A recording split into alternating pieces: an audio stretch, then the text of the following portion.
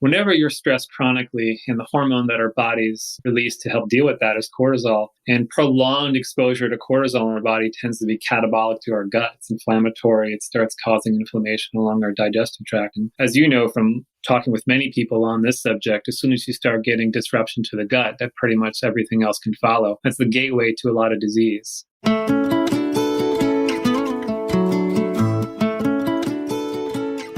From the Weston A. Price Foundation, welcome to the Wise Traditions podcast for wise traditions in food, farming, and the healing arts. We are your source for scientific knowledge and traditional wisdom to help you achieve optimal health.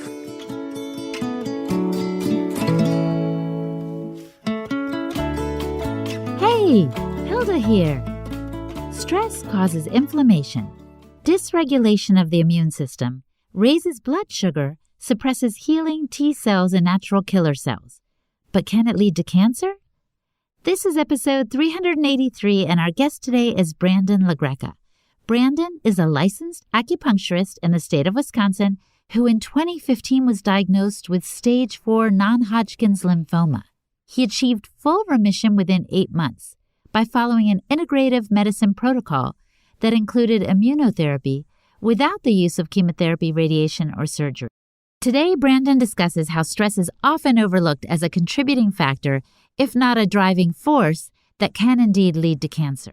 Brandon discusses what stress does to us biologically and psychologically, and he offers techniques for mitigating the effects of stress, like vagus nerve activation, journaling, prioritizing sleep, and more. The objective in decreasing stress is to develop a healthier mindset and build greater resilience, which is beneficial for all of us, whether we've been diagnosed with cancer or not. Before we get into the conversation, I want to let you know that Brandon, the guest on today's show, will be at our Wise Traditions Conference in October in Knoxville. Have you signed up yet? Please do. Go to wisetraditions.org and register today. It is the conference that nourishes in every way, and I hope to see you there. And today's episode is brought to you in part by Branch Basics, helping you replace your cleaning supplies with a non-toxic formula. Branch Basics is fragrance-free, plant and mineral-based, free of harmful preservatives, biodegradable, non-GMO, gluten and tree nut-free, and not tested on animals. And you might wonder, why is fragrance-free so important? Why did I even mention that? Because synthetic fragrances have been linked to asthma, allergies, skin irritation, metabolic syndrome, diabetes, obesity, cancer, nervous system disruption, and respiratory and endocrine problems. Look for red flag words on the products you usually buy. Words like fragrance, parfum, or indications on the label of a fresh, clean smell.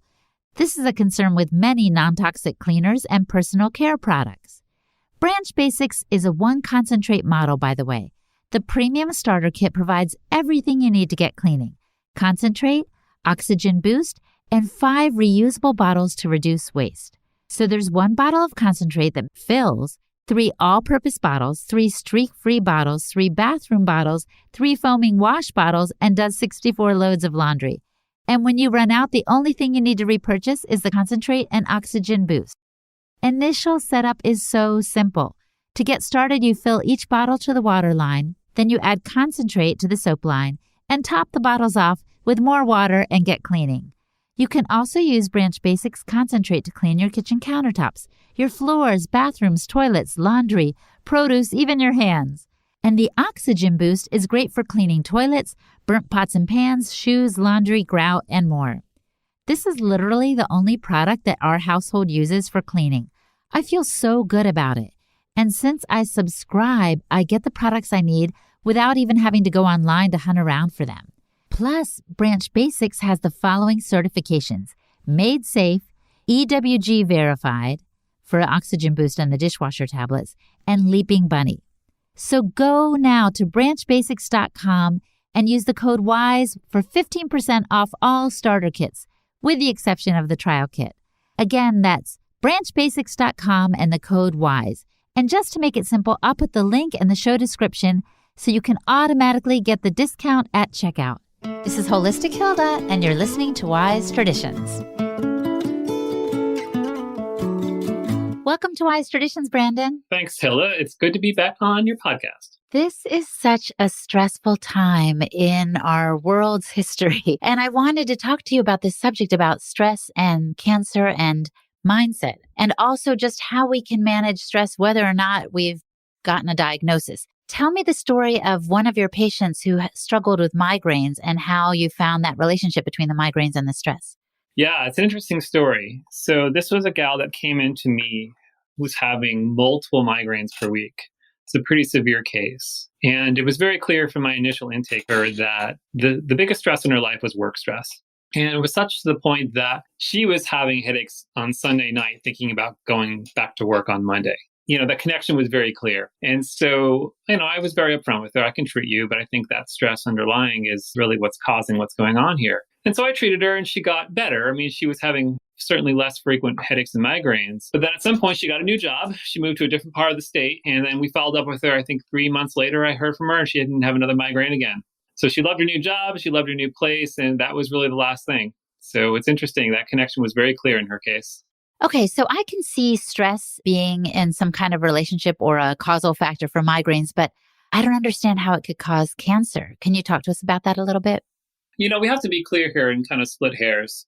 There is things that directly cause cancer, right? Those are carcinogens. And there are things that promote cancer. Now, in the book, I present all the evidence for how stress impacts our body. I mean, it does things like cause inflammation. It causes dysregulation of the immune system, it raises blood sugar, suppresses T cells and natural killer cells. So we can look at all these different things. But it's certainly different to say, does that necessarily mean that it causes cancer? And I don't necessarily answer that question in the book. I actually leave it for people to make up their own mind given the weight of the evidence. This is what I will tell you personally, having kind of looked at this. I'm not utterly convinced that stress itself is a cause of cancer. In fact, I think there's probably better evidence that trauma could be an underlying cause of cancer. But what stress is, most certainly, is a very potent promoter of the cancer process once it has been initiated. Now, that's not to say just because it's not necessarily a carcinogen doesn't mean it's not impactful. I think if we really get clear with this issue, we would say there are things that definitely cause cancer that we can be exposed to, true carcinogens. But that doesn't necessarily mean we are going to ultimately manifest into a severe disease and we're going to die from that disease in the case of cancer. It may just be that cancer, the little nest of cancer cells just kind of stays under the radar in our body for the rest of our life, and we don't necessarily succumb to it. So I think it's actually really important that the things that promote cancer, such as diet and lifestyle and stress, are things that we address quite potently. Because without that, there's very possible that the cancer incidence may not really even go anywhere. So from that perspective, and just think of this, what do a lot of people do to cope with stress in their life? They do things like smoke cigarettes and drink alcohol, and those things are directly carcinogenic, right? So you can even split hairs there that some of the habits that we do are destructive and carcinogenic, and just because we're trying to deal with stress in our lives. Brandon, is it true that we all have dormant cancer cells? We're all walking around, every single one of us in modern society, what we call precancerous cells. Those are cells that, with the flip of a switch, can probably become cancer at any given time, given the mutations that occur in our body and all the things that we are exposed to. But that doesn't mean we should live in fear, because I think that would be stressful. Well, absolutely. So I think it's one thing to recognize that cancer is always a potential, but it's another to understand if it's an actuality for us. And again, that's where we really come down on the side of the terrain of the body, the health of the body. That's true of cancer. That's true of any infectious disease like the pandemic we're talking about. It's true of autoimmune disease. Practically everything we talk about, we have to view through the lens of terrain. What is the overall health resilience of the body, and how is that dovetailing into that disease process? Well, I love your approach, and I think we all want to shore up the terrain of our bodies so it's at its most healthy, and we don't flip that switch to activate the precancer cells into something more dramatic and damaging to our health. So let's talk about the stressors that promote that switch being flipped. What are the stressors that are most commonly seen? Yeah, so the kind of stress that I guess I'm talking about mostly with folks are the things that are the ones that we are chronically exposed to.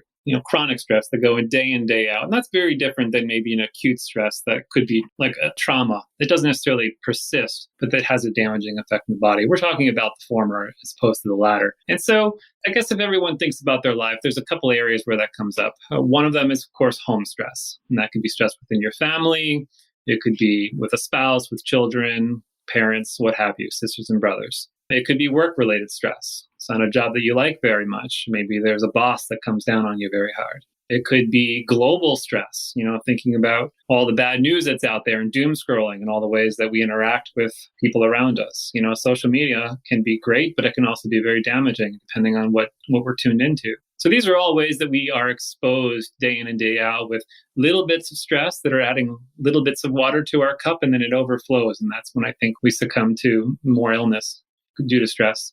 Yeah, it was fascinating to me in your book when you said people watching a horror movie, let's say, experience it as if they were in the situation. And it is a stressor of sorts. So just now when you said doom scrolling, I was like, wow, that is a great term I had never heard before. In other words, when we're looking through all the social media posts, it could be a sort of stressor on our emotions. Absolutely. Yeah, our brain can't really decipher between whether we are experiencing something visually but not actually being threatened as opposed to being threatened. I mean, everyone kind of has this experience. The story I tell in the book was my wife and I watching the movie Free Solo, where there's this great feat of this climber going up this wall without any ropes. It means this is a life or death situation. And at some point I reached my hand across to my wife during, a gripping moment. And we are both our palms were sweaty.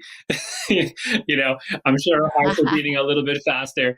And we were just locked into this stress response just from what we were seeing on our television screen.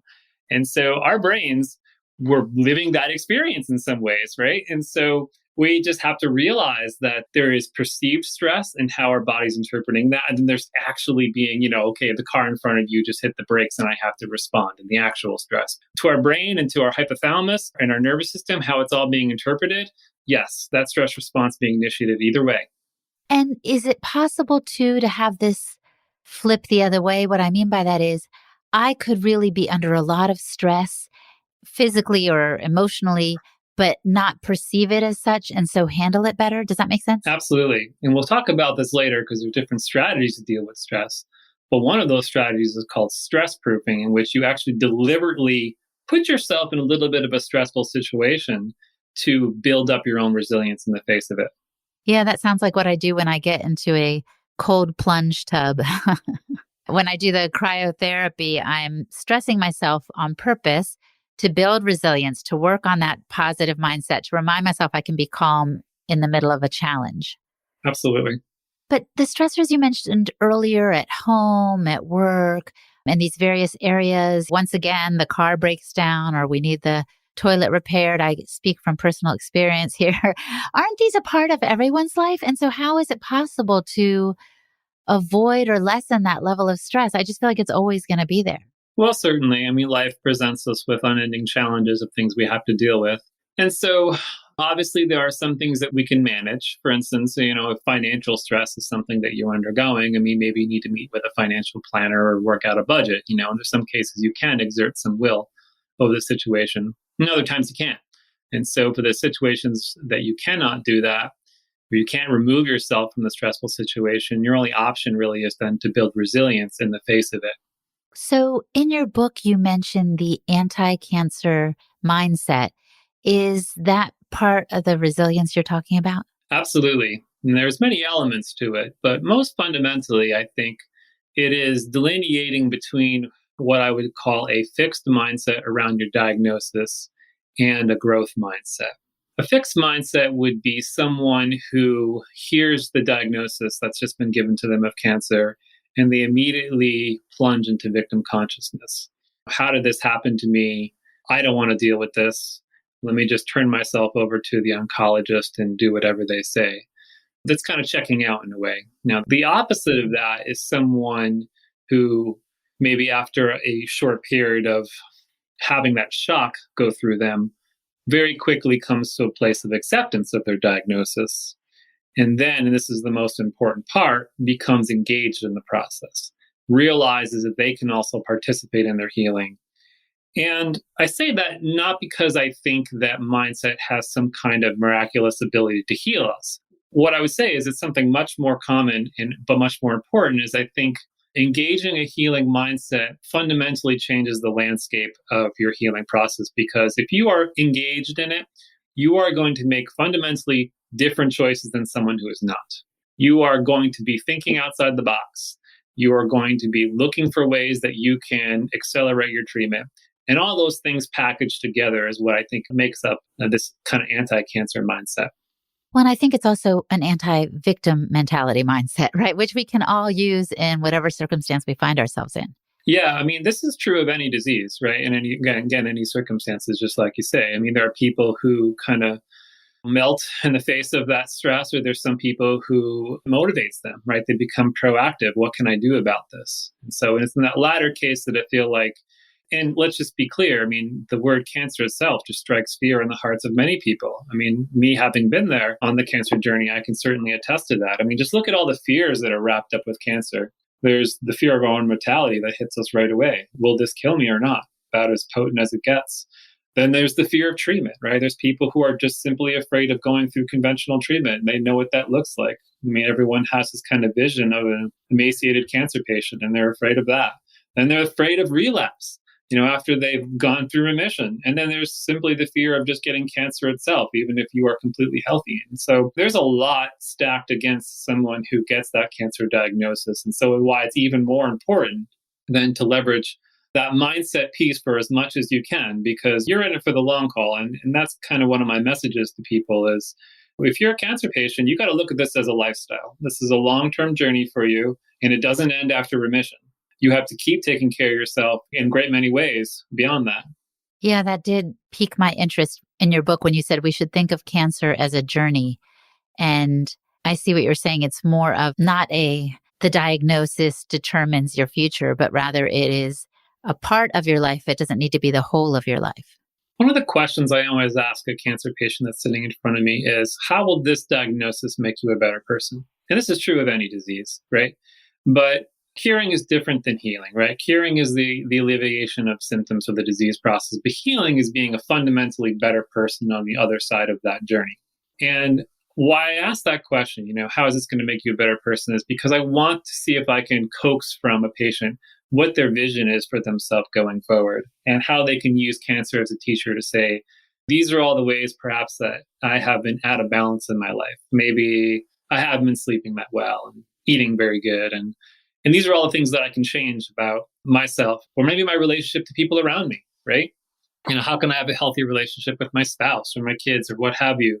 And really bring healing holistically back to myself in all these different ways, so that on the other side of this diagnosis, that I'm a better person. Now, the flip side of that is someone who then, kind of like an automaton, goes through the process, gets their treatment, hears the word remission, and then falls back all into the same maybe destructive habits and lifestyle things they did before. Have they really healed? No. Maybe they've cured temporarily that disease process in them, but have they changed themselves fundamentally? No.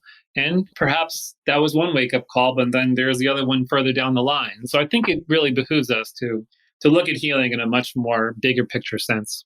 Yeah, I'm looking in your book right now because I think it was, did Naisha Winters write the foreword? Yes.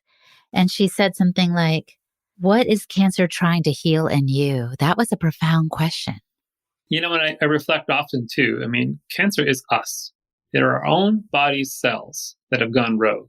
They've mutated in such a way that now they're growing out of control. We can't blame this on something else. I mean, there are external factors and environmental exposures that can start the cancer process, but we're dealing with our own body cells. We cannot externalize in the way that we can say, just cut out that tumor and we're done. It is a whole body disease from top to bottom. It is a systemic disease. Just because we can cut out a tumor doesn't mean we're treating cancer. Coming up, Brandon gets specific about actionable steps we can take to lower our daily stress level.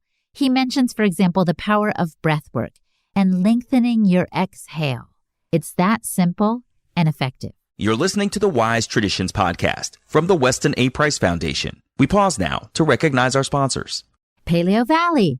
I love talking about their beef sticks, as you know, but they are more than a one-hit wonder. One of their products is the apple cider vinegar complex in a pill form that gives all of the healing properties of apple cider vinegar into the daily diet without the fuss or the burn. Apple cider vinegar, as you may know, has been shown to support digestion, help break down proteins for better absorption, improve the blood sugar response, and more. This means it helps you feel more satisfied and you avoid blood sugar spikes. The complex can also reduce bloating and heartburn and help with weight loss. Plus, Paleo Valley combines apple cider vinegar with other healing spices in this complex, including turmeric, ginger, cinnamon, and lemon, for even more benefits for digestion. So go to paleovalley.com and use the code WISE for 15% off at checkout. That's paleovalley.com and the code word WISE. Hey, and have you heard about Optimal Carnivore's new Brain Nourish product? It's designed to improve focus, mood, memory, and provide better clarity and creativity. It's a unique, groundbreaking formula made from grass-fed beef brain and lion's mane mushrooms. It's the ultimate whole food, nootropic to build a better brain. These two ancestral superfoods have been used for centuries to improve brain function and overall mental well-being, and they're now available for the first time together in convenient capsules. Studies have shown that both ingredients are remarkable at improving cognition and brain health, both in the short and long term. They're guaranteed to have your brain firing on all cylinders, and they offer a host of benefits for health, vitality, and longevity thanks to the highly nutritious superfood ingredients.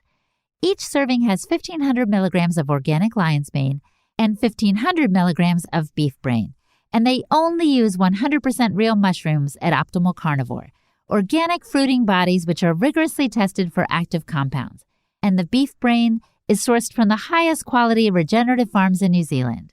You know, the mission at Optimal Carnivore is to make it easy for people to consume the most nutrient-dense foods on the planet, and they're batting 1,000 on this. Plus, they plant one tree for every product sold, which helps the environment. They currently have their grass-fed organ complex that contains 9 organs, a grass-fed liver product, and the new Brain Nourish. So go to amazon.com/optimalcarnivore and use the code Weston10 to receive 10% off all products. Again, that's amazon.com/optimalcarnivore and use the code Weston10 at checkout. This is Holistic Hilda, and you're listening to Wise Traditions.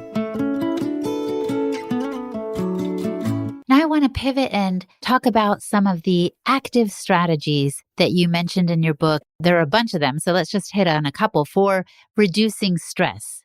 So one of my most favorite that I've practiced for years now and always come back to is meditation. And the reason why I like meditation is because, it's essentially free as long as you learn how to do it. You can do it sitting in your car at a red light. You can do it in a concerted effort for 5, 10, 15, 20 minutes a day. And by doing so, you are basically making yourself more resilient by changing the set point for what you are exposed to and how you deal with it. And so meditation is one of those things that people who have practiced it for long periods of time have the sense that it kind of turns down the volume of all the things all the stresses that we are being exposed to. One that's related to that, which is also extremely helpful, I found, it's much easier to teach in some ways to patients, is just breath work, simple breathing. Doing something as straightforward as lengthening your exhale, and so that it engages your vagus nerve, right? You can, if you breathe in for 4 or 5 seconds, try to breathe out for 8 to 10 seconds. That long, slow, even exhale has a way that you can just start feeling yourself slowing down and calming. Another one that I think is really potent is something like journaling, particularly right before bed. People have a lot of things that they're mulling over, and it tends to kind of bleed over into their sleep, and then they're dreaming about all the things that they're stressed about. One of the great strategies is to either on a computer or just handwrite it, get a journal and just kind of take all those things and get them out of your system. Write them out and process them, so at least you're not carrying it over into your sleep. And what happens apart from cancer that stress does to the body? What happens if we carry all these burdens without releasing them using any of the techniques you described? Yeah, several things. One of the most important, I think, that's not talked about as much is that whenever you're stressed chronically, and the hormone that our bodies release to help deal with that is cortisol, and prolonged exposure to cortisol in our body tends to be catabolic to our gut. It's inflammatory. It starts causing inflammation along our digestive tract. And as you know from talking with many people on this subject, as soon as you start getting disruption to the gut, that pretty much everything else can follow. That's the gateway to a lot of disease. And here too, I've had patients over the years where, I've got them on a really good diet. We're using some really targeted supplements, but until they use strategies to cope with stress, their GI pain and problems don't go away. It seems to be a particularly important factor for gut health. Absolutely. Now let's talk about a couple of passive strategies. So that can be something as simple as sleep, just getting enough sleep. We talk a lot about sleep hygiene in the sense that you want to be in a dark room that's nice and cool and not a lot of other distracting noise, and just to make sure you get a nice deep quality of sleep. That alone is de-stressing for a lot of folks. Now, one of my favorites, and now I'm biased because I'm an acupuncturist, but I absolutely love acupuncture as a de-stress strategy. And it's been amazing to watch over the years how people claim, oh, yeah, I would never be able to relax, maybe having pins in me. And then I walk into the room, maybe treatment 3, 4, 5 later, but then they're snoring away. And there's something really interesting about acupuncture, too. There's a way that we by sticking pins in the body, you really can't move around a whole lot. And so it's actually teaching the body to be safe in an immobilized state. Which, think about that. One of the stress response that we can have, we think about when the sympathetic nervous system is initiated, there's this either fight or flight phenomena, right? Where we're either going to be prepared to attack whatever is threatening us or to run away from it. But there's a third option. It's fight, flight, or fright, which is the deer in headlights phenomena. And that's a really old evolutionary mechanism that if something is profoundly stressful, we might just freeze. Yep. And that immobilization locks itself into our body. And so therapy like acupuncture, where we can essentially, someone has to lay still for whatever 20, 30 minutes that we have the pin in, but be healing, is a healthy form of mobilization. And my sense is that has a way of kind of rolling back the kind of stress that would otherwise have immobilized us in a stress pattern. Oh, fascinating. And going back to what you were saying about sleep, I was reading Matthew Walker's book, Why We Sleep. And in it, he says, sleep is actually overnight emotional therapy. And there is some way in which our body is kind of offloading, or our brain, right? All of the worries of the day, we're setting them aside. It's a beautiful gift to spend a third of our life in a state like the one you were describing also on the acupuncture table, where we're resting and we're not carrying the weight of the stress that we usually do. I think about that a lot specifically with dreams. I know dreaming, it has a lot of functions ascribed to it, but oftentimes we tend to problem solve as we dream. We wake up with solutions to things. And so there's a way that different parts of our being, I think, come to bear when we're sleeping and dreaming that does help mitigate a lot of the stresses that we're encountering. So, Brandon, I do a lot of the things you've described. I try to make sleep a priority. I nourish myself well. I pray. I do things that I think really help me. But I don't know that I can ever really be stress proof. Can I? Can anybody? Probably very few. But stress proofing is a strategy that you can employ to build your resilience. And the way that that happens is by deliberately putting yourself in controlled, stressful situations so that you can, in a way, become better adapted to the stress that you did not plan for. And you mentioned one of them earlier, which is cold exposure or hypothermia. And cold plunges are one way certainly to do that. But one way that I describe to patients and in my book is something as simple as cold shower. Maybe you get cleaned up with a nice warm shower, but towards the end of your shower, you turn it all the way to cold. And I will tell you, this is a meditation of the highest order. Because as soon as that cold water hits your body, there is absolutely no place that your mind is. You're not thinking about tomorrow's shopping list. You're not thinking about what happened early in the day. You are present and in the moment as that cold water is hitting you. But here's where the real benefit happens. It's not the fact that you are in this uncomfortable situation. It is getting your body comfortable in the uncomfortable situation. And how you do that with a cold shower is by slowing your breathing. Because that's the first thing that happens as soon as that cold water hits you, is you practically hyperventilate. Your breathing just becomes really fast and erratic. And as soon as you make the choice, and this is so key because everything comes down to choice, to slow your breathing, guess what? You're still in a painful situation, but you're now not eliciting a stress response. That's exactly how it happens. It's no different than being in a sauna.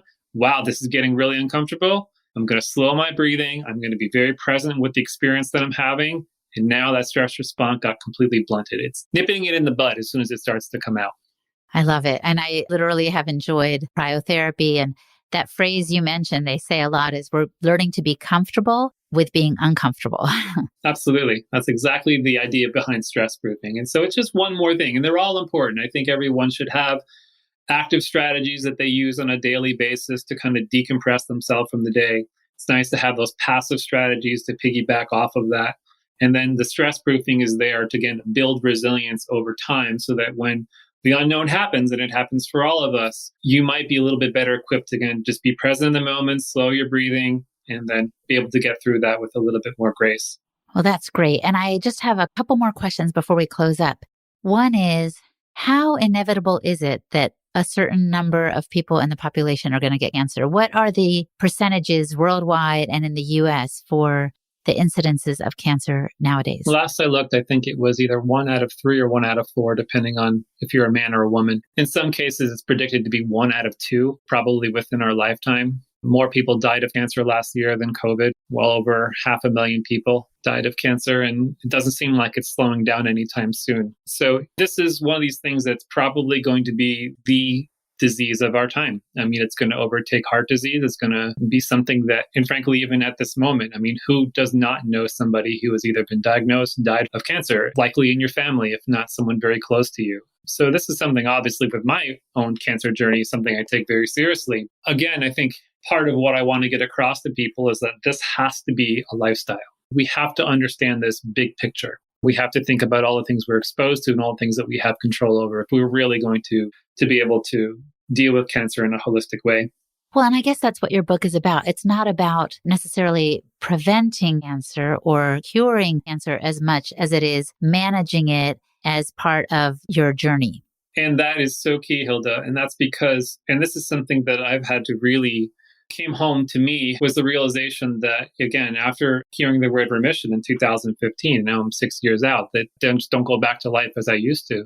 It is a lifestyle. And furthermore, I don't even really like the word cancer survivor. I think that terminology does an injustice to the journey itself. And I think I almost some ways prefer the term cancer patient. I feel like even though I don't want to really overly identify with the diagnosis of cancer, I have to keep myself pretty razor sharp in my focus that the kind of lifestyle changes that I have made that led to my own remission is something that I keep doing long term. It's not something that I forget about. And so it's walking that razor's edge and realizing that once you're on this path, you use it as a teacher to guide you. Use it as a positive influence in your life to change you and to keep those changes going so you don't get lazy. You don't fall back into old habits. And I think that's where if you do use cancer as a teacher, it can be a profound teacher and keep you healthy for the rest of your life. Yeah, I was thinking maybe you could think of yourself as a cancer class student or something and use it, like you said, as a tool for growth and developing a more healthy lifestyle. Absolutely. 100%. So we're going to wrap it up now. And I'm so grateful for this conversation. I think these tools are going to be valuable for people, whether or not they've had that diagnosis, and maybe to support those who have, for lowering the stress. I imagine everyone who's around a person who's been diagnosed feels the stress and the burden of that as well. It is something, it's very specifically, I mentioned in the introduction of the book that caregivers, people who are working in cancer in the field in terms of oncologists or naturopathic oncologists, we can all benefit from this information in terms of all having the proper mindset going into it and then through the process.